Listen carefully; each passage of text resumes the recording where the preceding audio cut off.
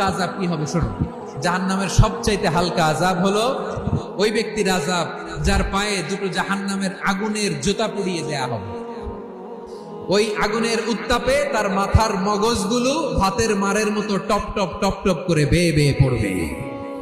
জাহান্নামের ভেতরে লক্ষ লক্ষ কোটি কোটি কাফির মুশরিককে দেওয়ার পরেও জাহান্নাম বলবে হাল মিন মাজিদ, আরো আছে নাকি, আরো দাও। কোটি কোটি কাফেরের দল, মুশরিকের দল, সীমা লঙ্ঘনকারী দল, তাদেরকে যখন জাহান্নামে ফেলা হবে, বড় বড় পাথর খণ্ড জাহান্নামে ফেলা হবে, তারপরও জাহান্নাম বলবে হাল মিন মাজিদ, আরো আছে নাকি, দাও, আরো দাও, আরো দাও। আমার ক্ষুধা নিবারণ হয় নাই। জাহান্নামে তো উত্তপ্ত হবে, জ্বলন্ত হবে, ভয়ঙ্কর হবে। জাহান্নামের এক অংশ আরেক অংশকে খেয়ে ফেলবে। আল্লাহু আকবার। ফেরেশতারাও টালমাটাল হয়ে যাবে। জাহান্নামের রক্ষী ফেরেশতারা কি করবে?